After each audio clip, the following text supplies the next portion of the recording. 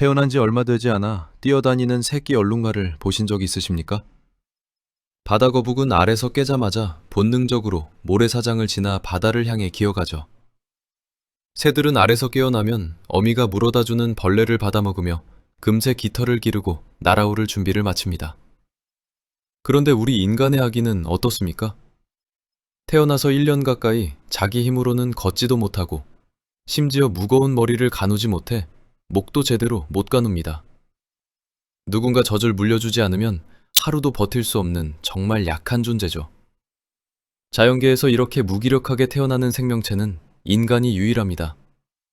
포식자가 우글거리는 야생에서 울음소리 하나 숨기지 못하는 연약한 생명을 낳는다는 건 사실상 자살 행위나 다름없었을 겁니다.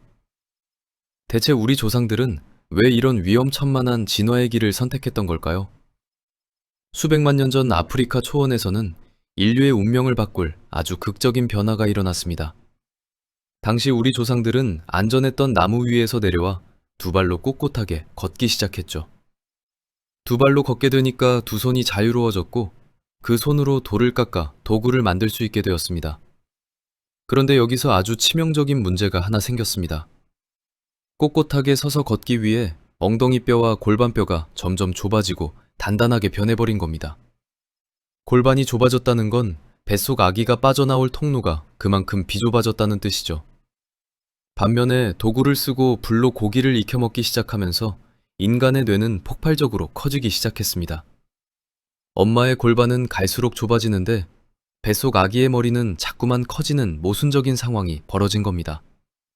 지금으로 치면 좁은 1차선 터널에 대형 화물차를 억지로 밀어넣어야 하는 것과 비슷하죠.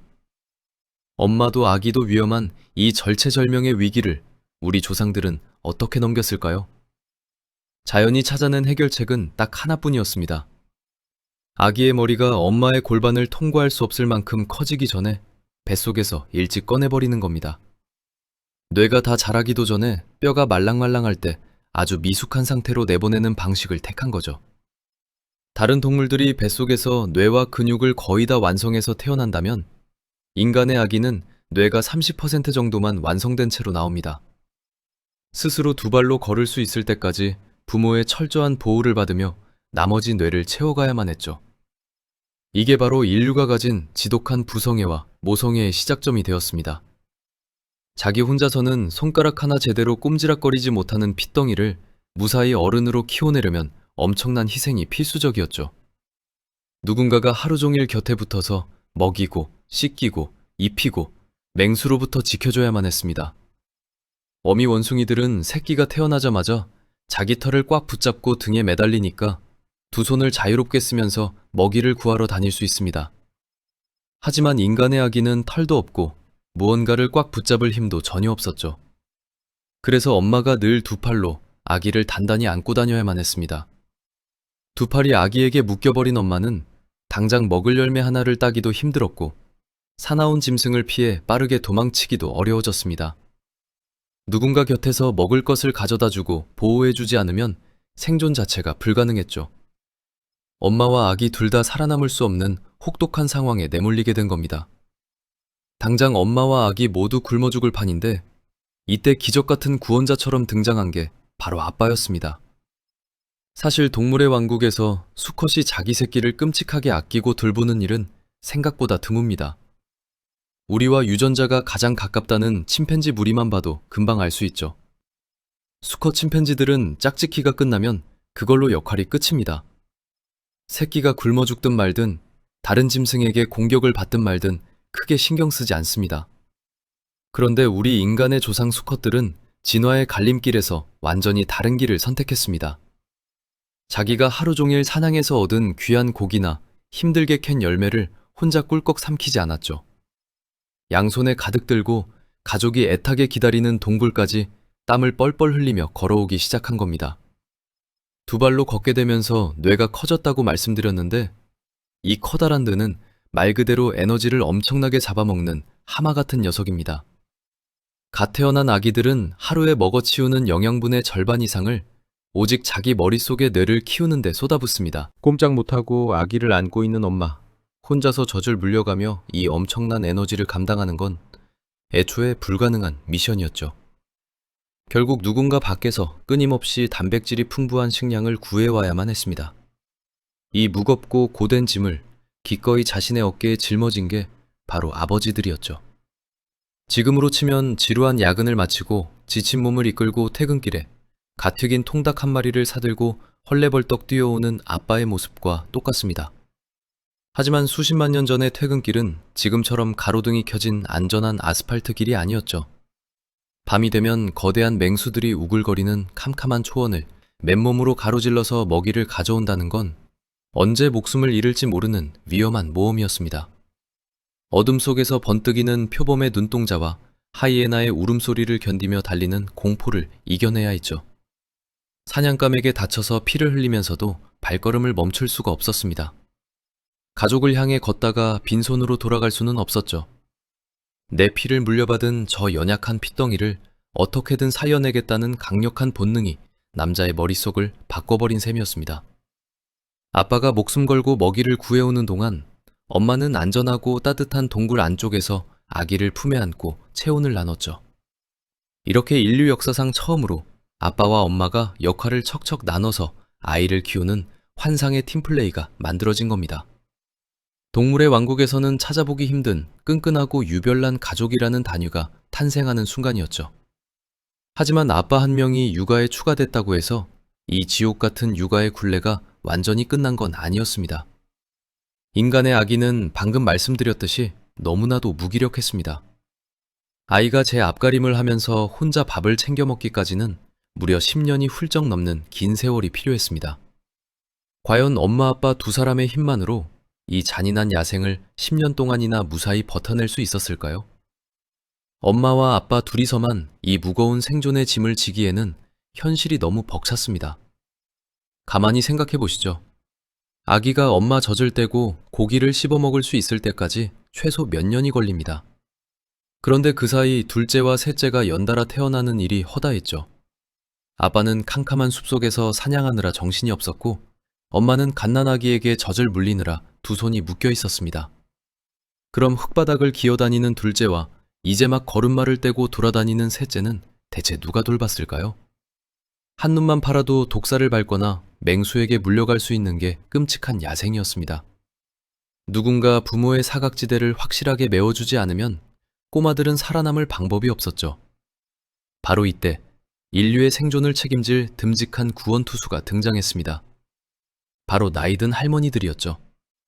자연계의 다른 동물들을 살펴보면 보통 번식 시기가 지나면 얼마 안 가서 수명이 끝납니다.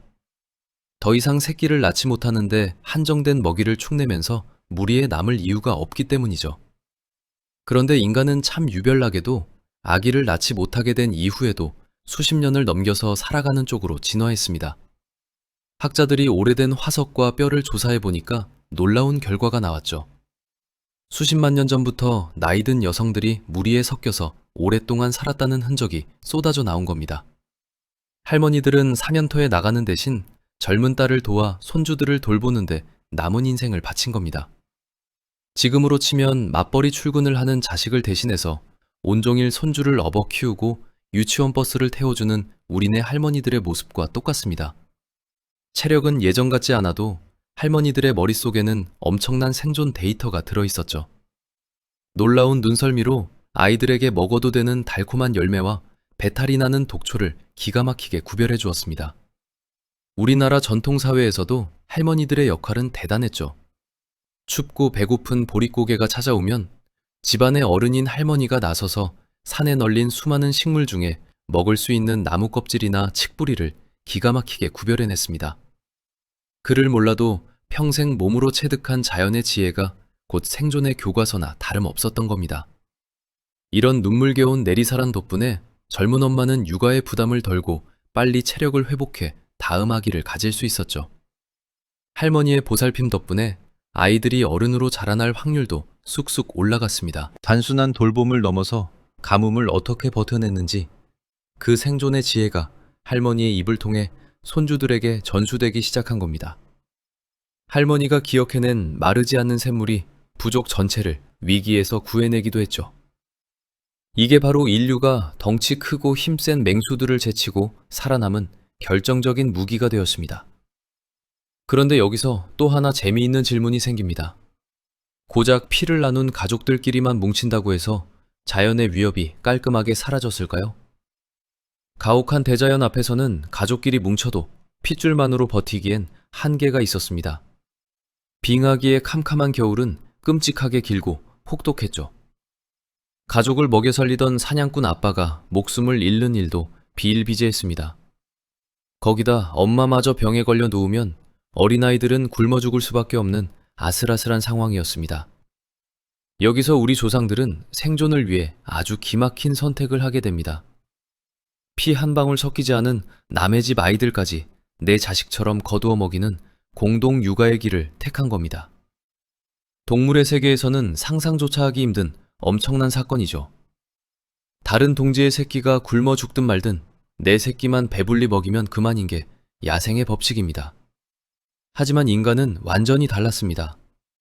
사냥에 나가서 덩치 큰 사슴 한 마리를 잡아온 날에는 옆집에 사는 굶주린 고아 꼬마에게도 기꺼이 살코기를 떼어주었습니다. 우리나라의 전통적인 육아 풍습을 보면 이런 공동 육아의 흔적이 선명하게 남아 있습니다. 불과 몇십 년 전만 해도 우리 할머니들은 아이가 먹을 젖이 부족하면 바가지를 들고 동네를 돌아다니며 동냥젖을 얻어다 키웠습니다. 가난한 시절 서로 입에 들어갈 쌀알조차 부족했지만 어린아이 굶는 꼴은 못 본다며 기꺼이 자기 밥그릇을 내어주었던 게 우리네 정서였죠. 조선시대 왕실에서도 갓 태어난 왕자를 위해 건강한 유모를 여러 명 구해서 젖을 먹였습니다. 시골 마을에서도 바쁜 농번기가 되면 두레나 품앗이를 하듯이 동네 어른들이 남의 집 아이들을 서로 업어주고 돌봐주었죠. 마을 전체가 하나의 커다란 울타리처럼 움직이며 아이를 지켜낸 겁니다. 이런 품앗이 육아는 그저 정겨운 옛날 이야기가 아니라 수십만 년 전부터 인류가 써먹던 가장 확실한 무기였습니다. 온 마을 사람들이 아이 하나를 살려내기 위해 밤낮으로 매달리다 보니 사람들의 머릿속에는 이전까지 없던 특별한 감정이 생겨나기 시작했습니다. 바로 다른 사람의 아픔을 내 아픔처럼 느끼는 공감 능력입니다. 옆집 아기가 울어대면 내 가슴이 아파지고 이웃집 엄마가 눈물을 흘리면 함께 슬퍼하게 된 거죠. 이 끈끈한 마음이 없었다면 남의 아이를 굳이 내 수고를 들여가며 돌볼 이유가 없었을 겁니다. 수십만 년 전 초원을 가로지르던 그 절박한 마음은 지금 우리 뇌 속에 지독한 흔적을 남겼습니다. 우리는 세상 어떤 동물보다 자식에게 지독하게 집착하고 자식 때문에 크게 아파하는 존재가 되어버렸죠. 야생의 다른 동물들을 가만히 살펴볼까요? 새끼가 포식자에게 잡아먹히면 어미는 며칠 슬퍼하다가도 이내 훌훌 털고 일어나 다음 번식을 준비합니다. 하지만 우리는 완전히 다릅니다.